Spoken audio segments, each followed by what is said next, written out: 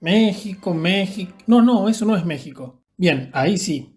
México, México, Mechingón, país de los tacos, los narcos, el Chavo y la cueva de los cristales. La otra, esa. Aunque bueno, supongo que las dos están en México. Antes de que me digas algo, lo sé. Jaja, soy un argentino pobre, envidio a los mexichangos. Y es verdad, envidio su moneda más estable y sobre todo que limiten con Estados Unidos. La mayoría de latinos, para ir a un país de primer mundo, necesitamos un billete de avión, una visa y no tener antecedentes por apuñalar a 30 octogenarios. Ese último punto me va a traer problemas. En cambio en México, para ir a un país desarrollado, con ser Luisito Comunica o saber cavar túneles, vas sobrado. Antes que nada, ¿por qué se llama México? En una versión, este nombre viene del idioma náhuatl y significa en el ombligo de la luna, ya que vivían en una ciudad sobre un lago que tenía forma de mancha lunar. Bueno, con la cantidad justa de porros tiburón martillo, todo puede ser una mancha lunar. Esta es una foto de cómo se veía el lago hace cientos de años.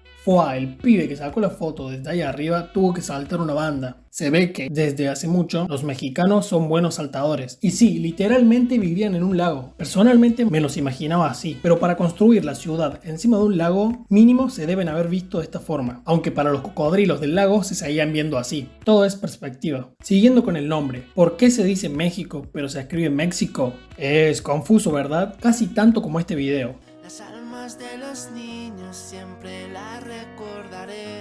Pero bueno, es mejor no investigar nada de eso. En cuanto a geografía, este país limita con Guatemala, Belice y el pinche América, teniendo la segunda frontera más grande de América y la primera en cuanto a diversión. México tiene aproximadamente 1,9 millones de kilómetros cuadrados, lo que en un ranking de países grandes lo deja en el número 12 más 1. En cuanto a población, cuenta con aproximadamente 126 millones de habitantes, siendo el país hispano más poblado y el top 10 mundial, justo por debajo de Rusia. Aunque por cómo va la cosa, México le va a robar el puesto. Y eso que en 1920 la población de México rondaba solo los 15 millones, un 88% menos que hoy. Ya sé por qué en México se inventaron las pastillas anticonceptivas. Siguiendo con la geografía, México se divide en entidades federativas, siendo la más pequeña en cuestión de superficie Ciudad de México, lo que es paradójico, ya que Ciudad de México tiene el metro más largo de LATAM. Deben ser muy metrosexuales, lo cual encaja con el hecho de que Luis Miguel tiene nacionalidad mexicana, y es que él no es metrosexual, es kilómetrosexual. Se coge todo lo que está a 1 kilómetro de la redonda. La entidad federativa más grande es Chihuahua. Otra paradota, sabiendo que un chihuahua es un perro que mide menos que la de un culturista y pesa menos que lo que snifaba el Diegote por día. Bueno, lo último no es difícil. Míralo, es que se le ve el vacío en los ojos. Se le ve el odio por quienes crearon esa raza. Él iba para perro y terminó siendo una rata. Muy tus años atrás. ¿Cómo será la cruza de perros que vamos a hacer? Güey. Y si cruzamos a los perros más chicos, hiperactivos, insoportables, temblorosos y con el ladrido más agudo, güey, hoy sí, no veo que pueda salir mal. Continuando, en este país se suelen nombrar a las ciudades con su nombre más el apellido de alguien importante, como Pachuca de Soto, Toluca de Lerdo o Tula de Allende. Créeme, esa es una ciudad, pero por las dudas no la busques en Google. Igual menos mal que esto no se hace en España, sabiendo que hay una ciudad que literalmente se llama verga. Cambiando de tema, México es un país con relativamente bajo desempleo, y eso que según la OCDE, Organización Chingona de Enchiladas, güey, México es el país en el que más horas se trabaja entre los más de 30 países evaluados. En los que menos horas se trabajan son Australia, Alemania, Suiza, Noruega, Países Bajos y Dinamarca.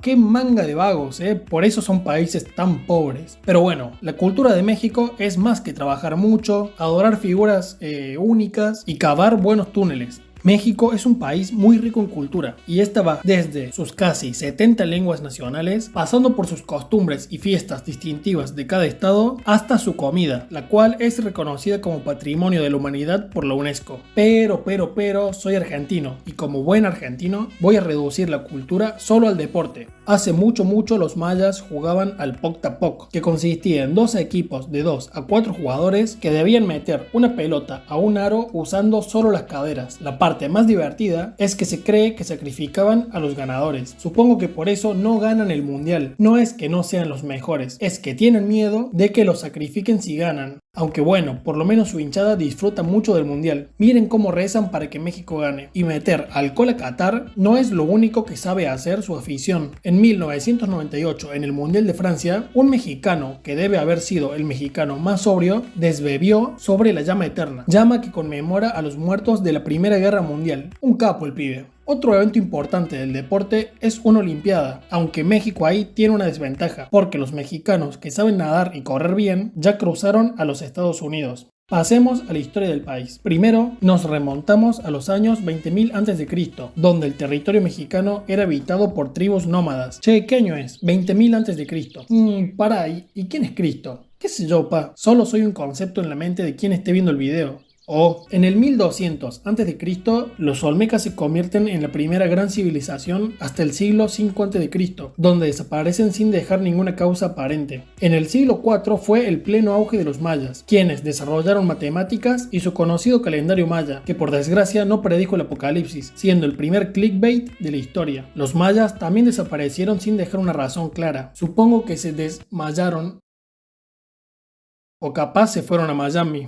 Bueno, ya paro. En 1325 spawnea un pueblo que oprimía a sus vecinos, conocido como los mexicas o aztecas, teniendo el lago de Tenochtitlán en la capital. En 1492 llega Cristóbal Colón a América y en unos años empiezan a llegar más españoles a colonizar pacíficamente. Hola Master, mire, le ofrezco 10 vidrios de colores y un chicle masticado por 5 lingotes de oros y 3 mujeres. No entiendo tu idioma, pero suena justo. Luego los españoles derrotaron a los aztecas con ayuda de pueblos nativos y como fue una guerra anfibia usaron bergantines. Los barcos bergantines.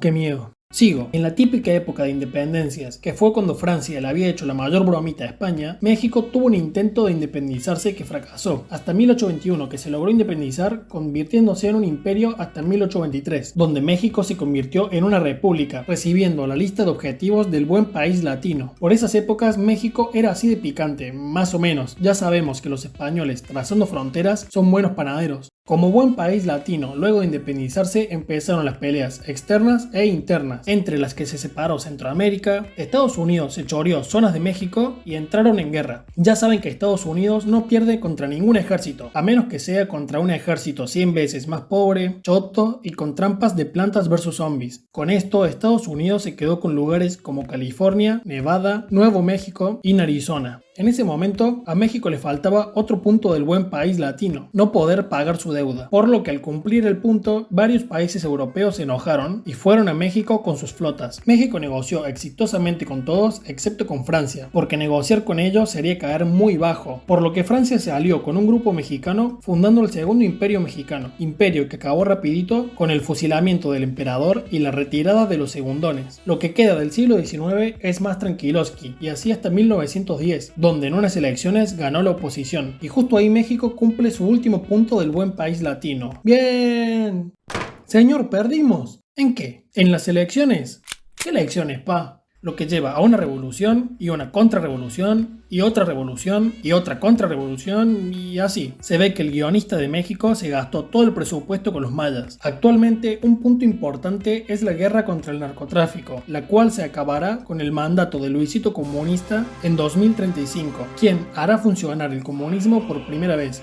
Perdón por el spoiler. Como antes dije, México es enorme, lo que permite que tenga miles de paisajes distintos, sin nombrar que es uno de los pocos países megadiversos do mundo. Algunos de estos paisajes son el Gran Desierto de Altar, el Cañón del Sumidero, Concha de tu Madre, Ciudad de México, perdón, es la costumbre, la Cascada de Mecos, las cascadas petrificadas de Hierve el Agua, el Sótano de las Golondrinas, aunque en realidad es habitado por vencejos que se parecen a las golondrinas, pero para el marketing mejor las golondrinas, las Islas Marietas, la Ribera Maya, los prismas basálticos, Comela, la cual es una localidad famosa por ser blanca.